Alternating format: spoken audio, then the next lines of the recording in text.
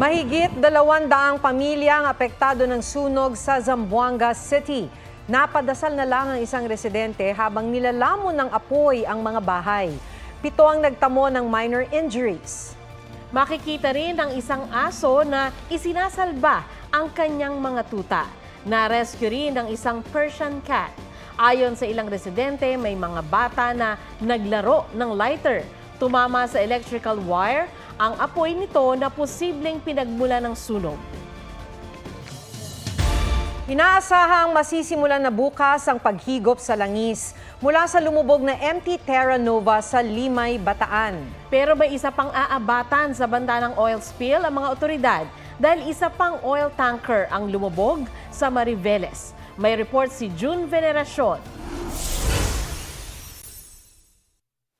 Mula sa 2 galon kada minuto, 1 litro ng langis na lang kada oras ang tumatagas mula sa lumubog na MT Terra Nova sa Limay, Bataan. Ayon sa salvaging company, naselyuhan na ang pressure valves at high-level alarm sensor ng motor tanker. Bukas inaasahang sisimulan na ang siphoning o paghigop ng langis.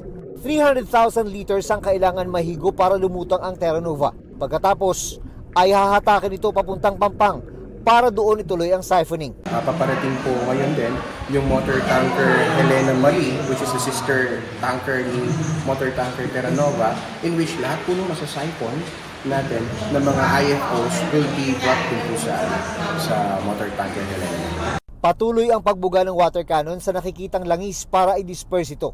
May mga nakahanda na ring improvised oil spill boom na gawa sa balat ng nyog na pangsipsip at harang ng langis. Sa ngayon ay wala pang namomonitor na langis sa baybayin ng Bataan. Pero ang mga mangingisda sa Tansa Cavite, napansin ng may langis na nakahalo sa tubig at baybayin.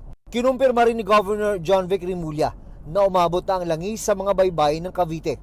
Sa Malolos, Bulacan, may bakas na rin ang langis sa dagat.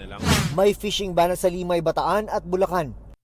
Bukod sa Terra Nova, isa rin lumubog na motor tanker ang binabantayan sa Mariveles. Pinalibutan ng oil spill boom ang MT Jason Bradley. Dahil nakapagdiskarga na ito bago lumubog, 5,500 liters ng diesel na lang ang karga nito para makatakbo. Bagamat hindi sintindi ng epekto ng diesel ang industrial oil, kailangan pa ring alisin ang laman nitong diesel ayon sa Coast Guard. It will take around 2 weeks for the salvage operations to be completed for this second vessel. June Veneracion, nagbabalita para sa GMA Integrated News. Tinawag ni Vice President Sara Duterte na political harassment ang pagbawas ng PNP sa kanyang police security detail. Sa isang open letter kay PNP Chief Romel Marbil, sinabi niyang nangyari ang pagbawi matapos niyang magbitiw bilang Education Secretary.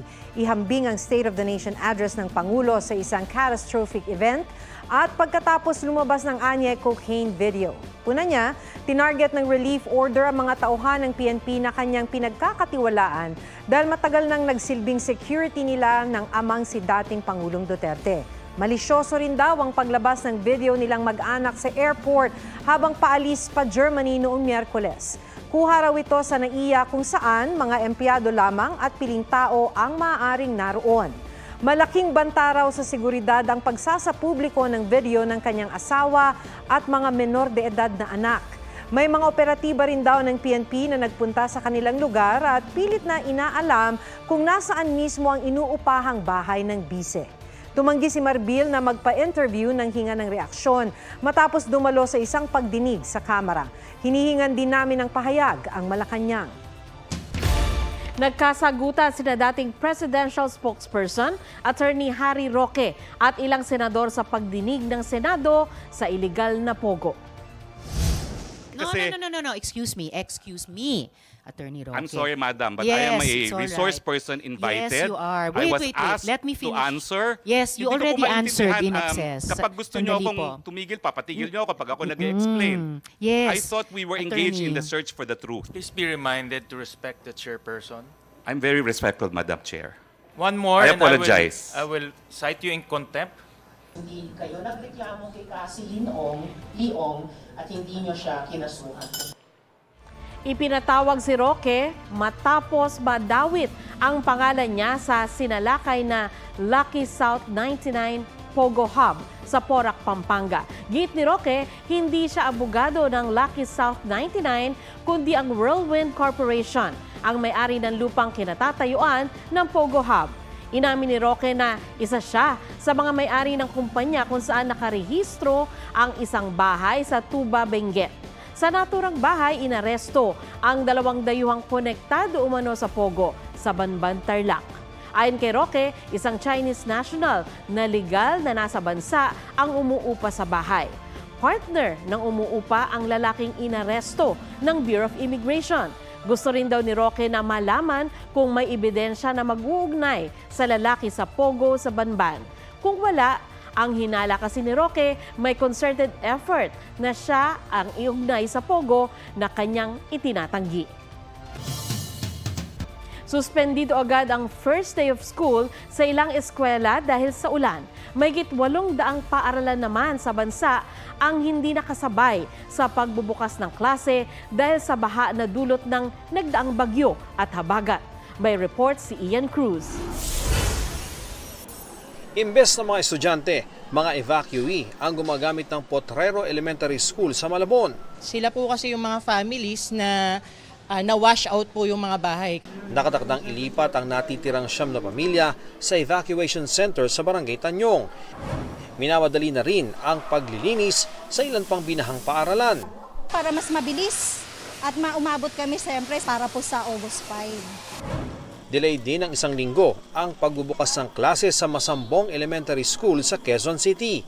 Hindi pa kasi tapos ang paglilinis sa 15 classroom na binaha at nabalot ng putik. Nabasa rin ang learning kits at hindi na mapakinabangan ang mga papel at notebook. Sira rin ang mga TV at electric fan. Bumuhos naman ang ulan sa Ilocos Region sa pagbabalik eskwela ngayong araw. 363 public schools ang nagsuspindi ng klase.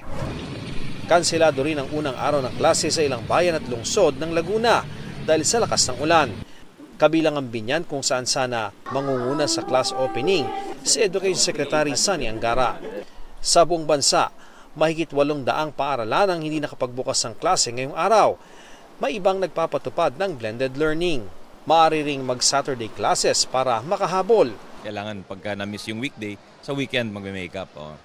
Nakipagpulong din ang kalihim sa Schools Division Office ng Rizal bago nagpunta ng Casimiro Inares Sr. Memorial National High School sa Taytay. Sa huling tala ng DepEd, mahigit 20 million na nag-enroll sa kinder hanggang senior high school. Inaasahang madaragdagan pa raw ito, lalo't pwede pa rin mag-enroll kahit simula na ng klase. Ian Cruz nagbabalita para sa GMA Integrated News.